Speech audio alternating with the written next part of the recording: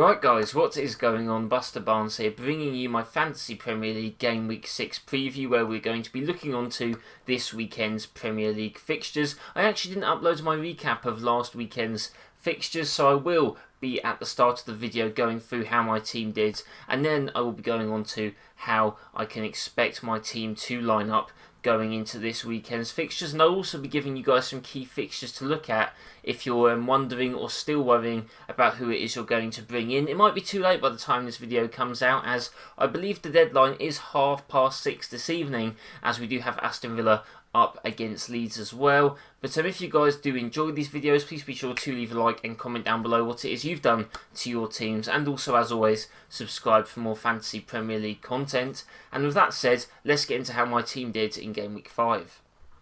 Okay, so Game Week 5, I actually did do quite well. I've actually been on a few red arrows in the more recent weeks. I believe Game Week 3 and Game Week 4, I didn't do that well compared to the average. This time I'm 15 points ahead. I did play my wildcard as I said I'd do at the start of Game Week 5, and there was a few issues that I was thinking of doing. I didn't know whether to take out Trent for Robertson. That is actually what I did, and proved to be a good decision, at least in terms of this game week. I also did put in Grealish into my team for Pedence, so yeah, he didn't get like a big return, but to be fair, he does have some good fixtures coming up, so hopefully he can pay me back there. Other returners in my team, we had Son, we had Sterling as my captain. Decent captain choice, a better captain choice than Salah, but obviously Son would have been a bit better. Harry Kane, the key captain choice for many that got people really up in the boosts and the rankings. Calvert-Lewin getting a goal as well. Ben Chilwell got an assist, but obviously Chelsea did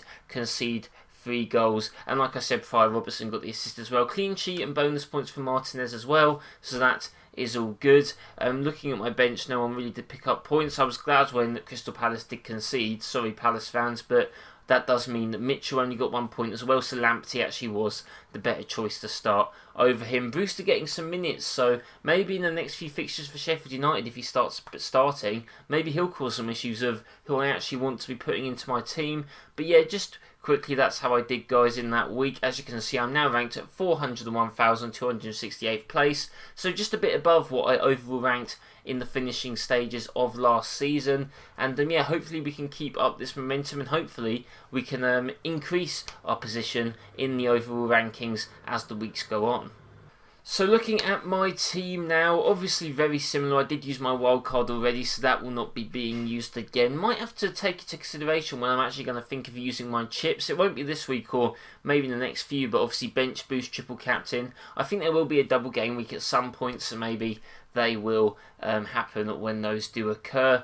But the only change I actually did make, and I made my change prior, I was actually thinking of not making a transfer because I thought my team looked quite good. However, I did see that Kilman's price was going to raise, and I think if he is in fact going to be a starter for Wolves, and we don't know that yet, he might not even play this weekend, but I thought of 4 million, I had to get him in my team, and if his price does rise, then maybe I can get him out for a profit if he does stop playing for them. But yeah, it's just the overthinking. I just had to do it. Maybe I would have been better off leaving the transfer. But then also in hindsight, if Kilman did play this weekend, I would have brought him in anyway. So yeah, still a really cheap option whether I did wait or not. But I just thought I had the transfer not to do anything. So I am going to be in fact bringing him in. Martinez and Grealish against Leeds. Obviously the first game, and that could really set up how my weekend goes. So I really hope that they do get some returns in that fixture. Robertson and Salah looking for some returns there. Now this will really be the test of if me downgrading to Robertson, or at least in price,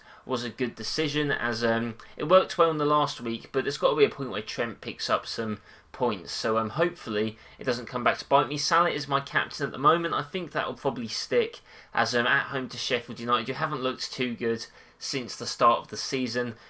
He will hopefully at least get me a goal. Other fixtures, Lamptey against West Brom, hopefully can keep the clean sheet as well. Chilwell and Pulisic against Man United away, I'm not too sure. Chelsea are really up and down in their form, actually a bit worse on form recently than Manchester United, so not too sure how I'm thinking on that. Obviously you guys can check out my own Chelsea and Manchester United preview, which will be up tomorrow before the game does kick off, because as you guys know, I am a Chelsea fan and I do those videos as well. But yeah, I mean, hopefully some great returns from them, but not overall convinced. But then you've got Sterling away at West Ham. West Ham, again, a good team, but they did concede 3 to Tottenham, so you'd hope there's a few goals in there. Son, hopefully he can carry on his form as well. Calvert-Lewin against Southampton now. Maybe a bit shaky if Jimenez doesn't start, but that seems to be a bit up in the air now, as Carlo Ancelotti said he wouldn't be playing, but then he was in training, so all a little bit up in the air of what's happening with Rodriguez. But yeah, Wilson as well didn't get a return against United, which whilst that doesn't sound too bad, I was actually really hoping that he would get like a penalty or a goal and expose maybe someone like Maguire, but he wasn't actually playing. So yeah, Maguire was playing, but he actually did have quite a good game.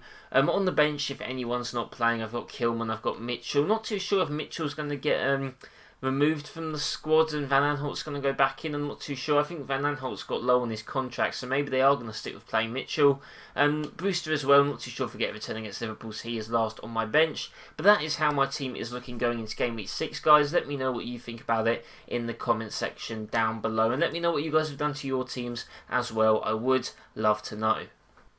Right, so as I normally do, guys, I'm going to be giving you guys 3 fixtures to look at if you have not decided yet who you will be bringing into your team this week. If you will be bringing in anyone, that is. Maybe some of you are hitting the wildcard button as well, let me know.